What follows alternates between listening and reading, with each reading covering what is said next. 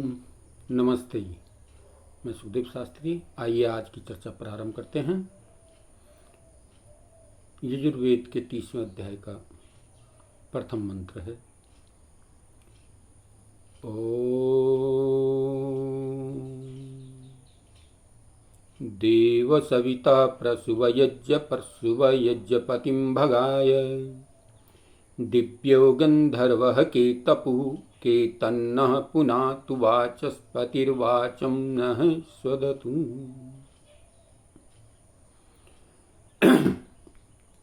हे देव, दिव्य गुणयुक्त प्रभो, सविता समस्त ऐश्वर्य से युक्त और जगत को उत्पन्न करने वाले जगदीश्वर, दिव्य विशेष गुणयुक्त गंधर्व, वाणी और पृथ्वी को धारण करने वाले केतपु, ज्ञान से अपने को पवित्र करने वाले, नह हमारी, केतम बुद्धि को, पुनातु पवित्र कीजिए, वाचस्पति वाणी का स्वामी, नह हमारी, वाचम वाणी को, स्वदतु माधुर्य से युक्त करे, यज्ञपतिम शुभ कर्मों के रक्षक को, भगाया ऐश्वर्युक्त धन के लिए,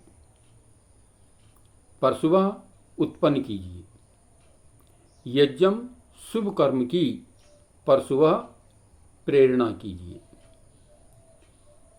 तो इस मंत्र में विशेष प्रकार से 4 प्रार्थनाएं की गई हैं।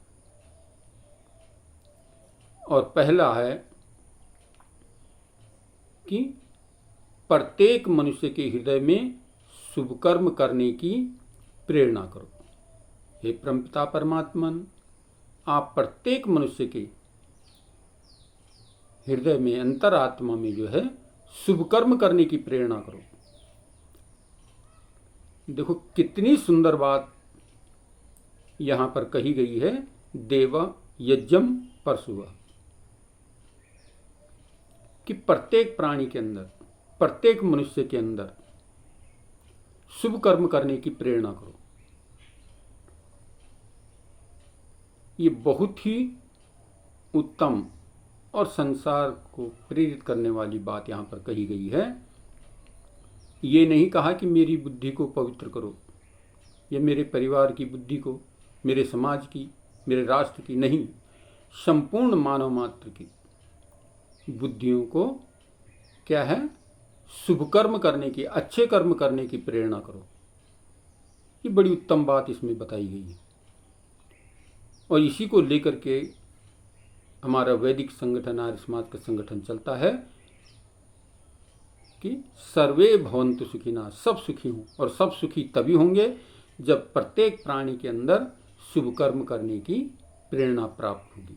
तो यहाँ पर प्रार्थना की गई है कि प्रभु, हम सब की बुद्धियों को जो है शुभ कर्म में प्रेरित कीजिए, अच्छे कार्य करने में जो है हमारे हृदय में प्रकाशित होजिए, प्रेरणा कीजिए, हमारे हृदय को प्रेरित कीजिए। और दूसरी बात कही गई है कि जो शुभ कर्म करने वाले हैं उनके उत्साह को बढ़ाओ, और जो अच्छे कर्म करने वाले हैं, सुकर्म करने वाले हैं, उनके उत्साह को और अधिक बढ़ाओ। ये व्यक्ति के विशेष जीवन में आता है। परिवार में भी यदि कोई बालक, कोई बच्चा अच्छा काम कर रहा है तो उसको प्रोत्साहित किया जाता है, बढ़ाया जाता है, उसके अच्छे कामों को जो है प्रचारित और प्रसारित किया जाता है। तो यहाँ पर यही बात कही गई है कि जितने भी अच्छे कार्य करने वाले जन हैं उनके उत्साह को बढ़ाओ। ये प्रत्येक मनुष्य का दायित्व है कि शुभ कर्म करने वाले अच्छे व्यक्ति का जो है उत्साहवर्धन हम निरंतर किया करें, ताकि वो और अधिक जो है उत्साह से और अधिक अच्छे प्रेरणा लेकर के जो है सुकर्म की ओर आगे बढ़ता चला जाए। तो बड़ी मार्मिक बात यहाँ पर बताई गई है कि हमें जो है उन लोगों का, उन व्यक्तियों का उत्साहवर्धन करना चाहिए जो है अच्छे कर्म करने वाले हैं। और तीसरी बात यहाँ पर कही गई है कि दिव्य वाणी को धारण करने वाले और जिन्होंने ज्ञान से अपने आप को पवित्र कर लिया है, वे हम भूले भटकों को मार्ग दिखाएं। जो विद्वान लोग हैं, जो उन्नतमय लोग हैं, जो अच्छे लोग हैं, जिन्होंने जो है वेदवाणी को अपने जीवन में धारण कर लिया है, वे लोग क्या करें? हम जैसे भूले भटकों को जो है मार्ग पर लाने का प्रयास करें। हमें अच्छी शिक्षा दे करके हमें जो है कुमार्ग से सुमार्ग की ओर प्रेरित करें। तो देखो, मंत्र में बहुत ही सुंदर और बहुत ही उत्तम विचार इसमें दिए गए हैं। इस पर थोड़ा थोड़ा करके भी यदि हम चिंतन करते हैं, विचार करते हैं, तो फिर हमारा जीवन सफल और सार्थक होता है।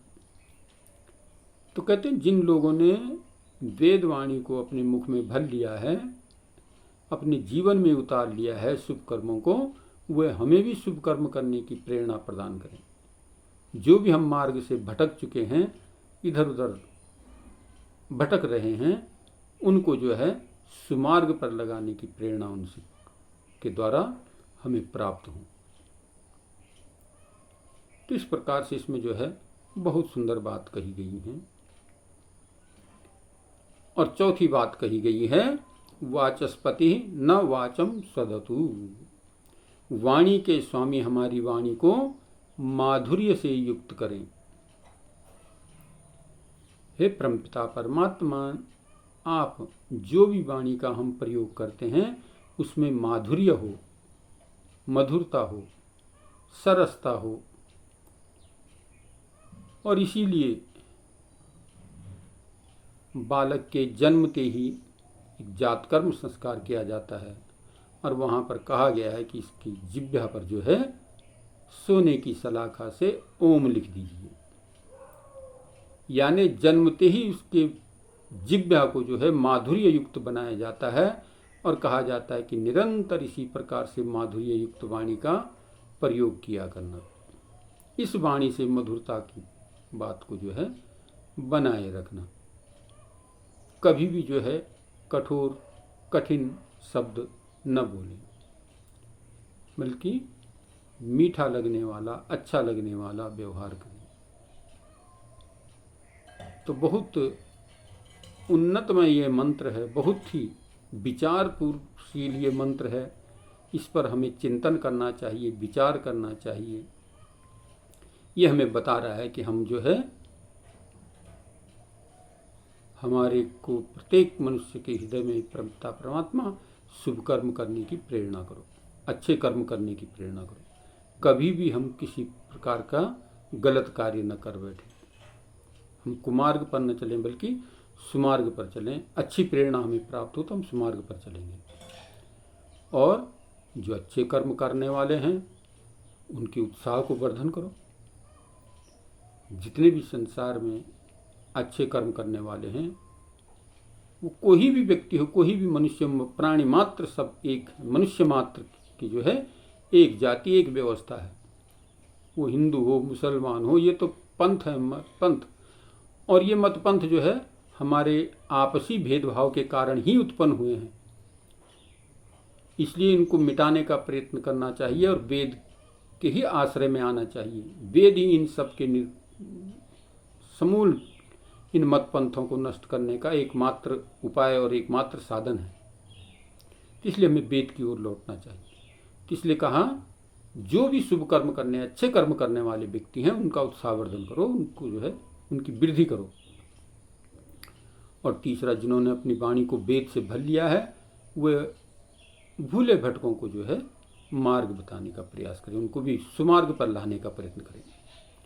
और चौथी, हमारी वाणी माधुर्य युक्त हो। जो भी बोले हम जो है मीठा बोलें, सुंदर बोलें, उन्नत बोलें, अच्छा बोलें।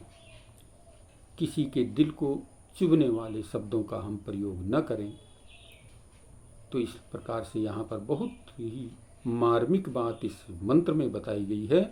इस मंत्र पर हम थोड़ा थोड़ा भी चिंतन करें, विचार करें और अपने आप को इस मंत्र के अनुसार ढालने का प्रयत्न करें, तो जीवन सफल और सार्थक हो जाता है। तो आइए आज की चर्चा को अब हम यहीं पर विरमित करते हैं। ओम शांति।